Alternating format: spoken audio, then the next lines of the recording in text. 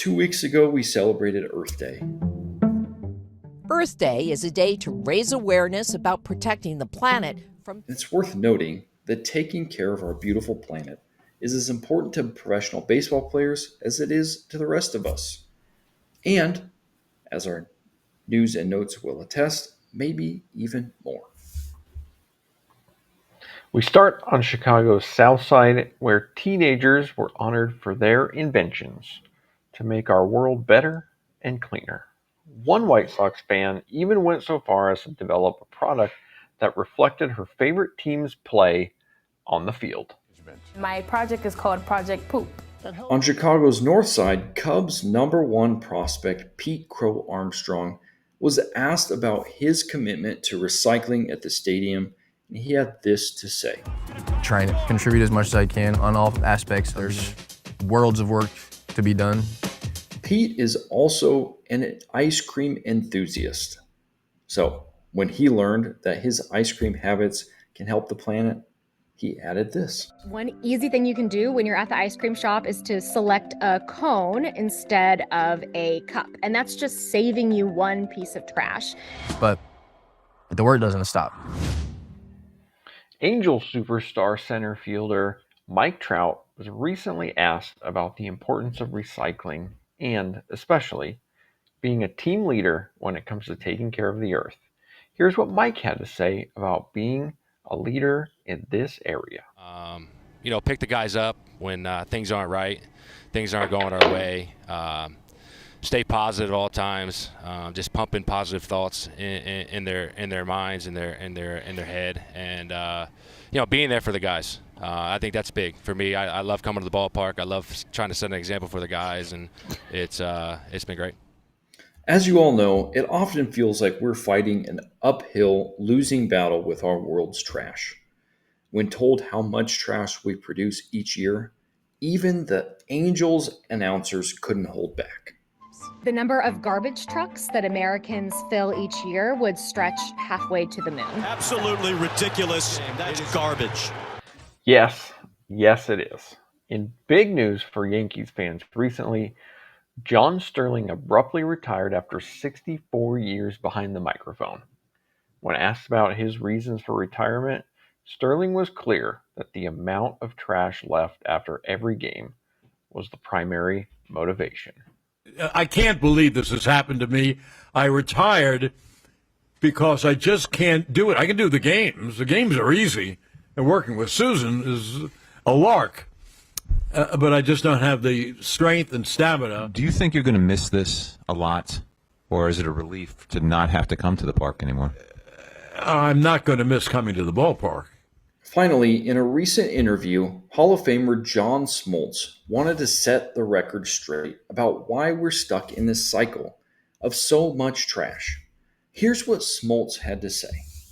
You haven't heard anybody talk about why, the root cause. Everybody comes up with these nonsense excuses that mean nothing, and they get people to look the other way when the root cause has been going on for 10 years. Because the reward system and management has not made a necessary adjustment to address it. And so if they're not going to make the necessary assessment to address it, this will continue for the rest of time. Well, that's going to do it for our news and notes this week.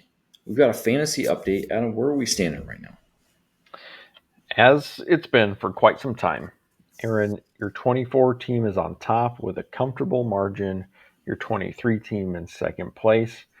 My holiday team, my 23 team, is trying to catch up. And my 24 team continues to languish in last place.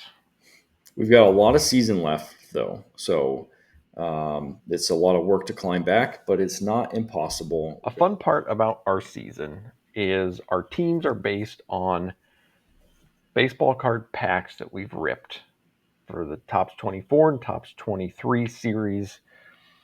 And the beginning of each month, we rip a new pack to add some players to our teams.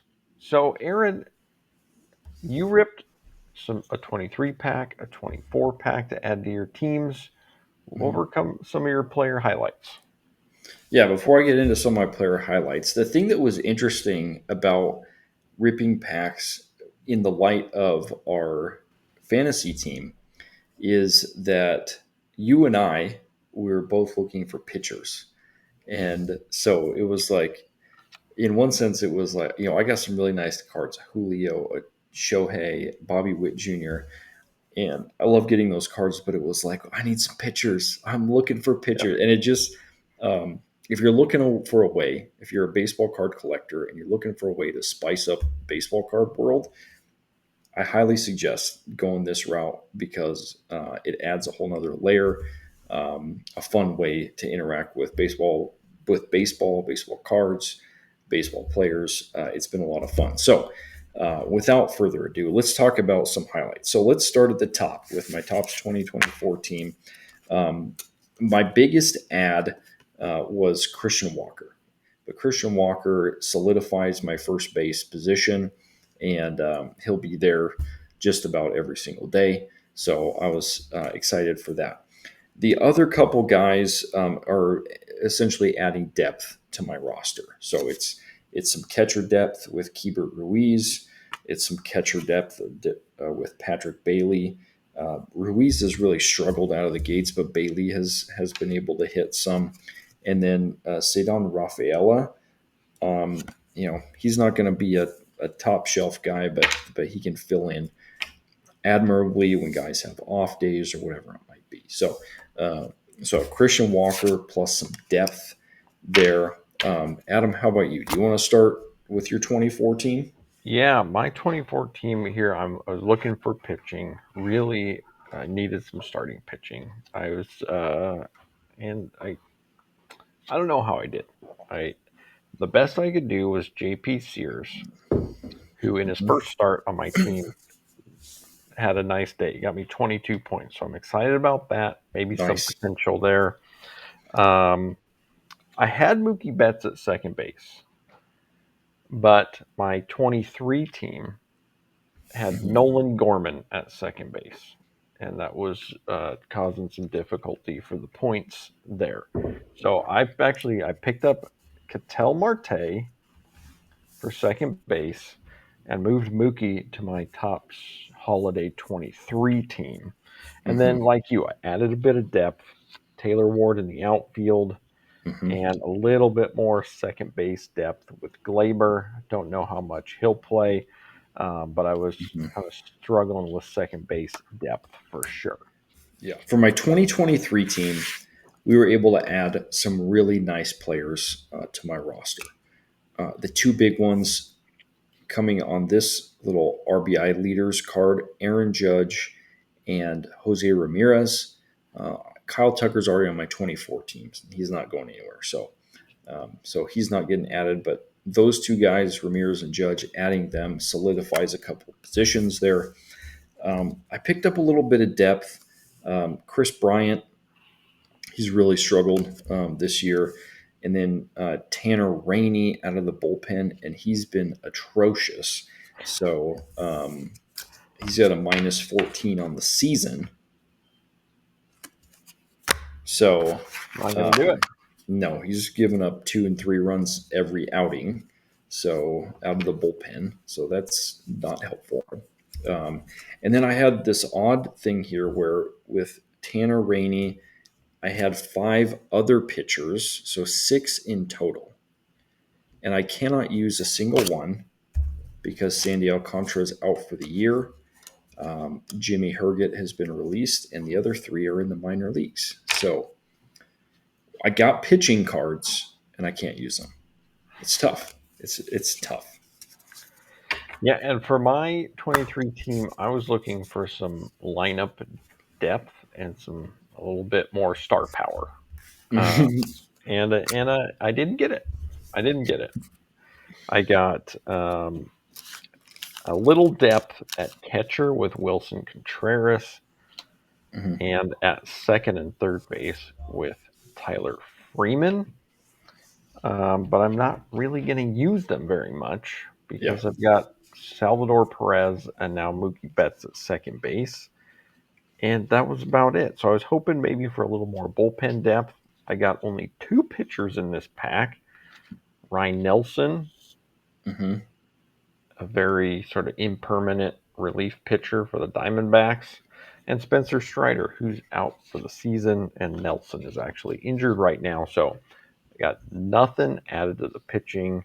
And I was fortunate with the 24 team picking up Marte so that I could get Betts, which was a huge addition to the 23 team. Yeah. Especially since that's the team trying to make a run to get back in it right now. This is a lot of fun to add to your roster to play it this way. So I hope we're having fun following along with us doing it this way. I think there's some leagues where you could hop in here mid-season to an ESPN league or something like that and start up something with your friends if you want to do something similar to this. Create out of some packs of cards, have some fun with that. Something fun that I've been doing with those cards, I don't have a huge need for all these cards, so I've been making packs of cards with all of my old and new cards that I get, and I give them to kids. It's been fun. So it's a lot of fun. Giving it back to the kids. Mm-hmm. Absolutely. So, well, Adam, you got anything else for us? That's it. Let's wrap it up for News and Notes Fantasy Monday. Yeah. And we'll see you later this week. Thanks, everybody.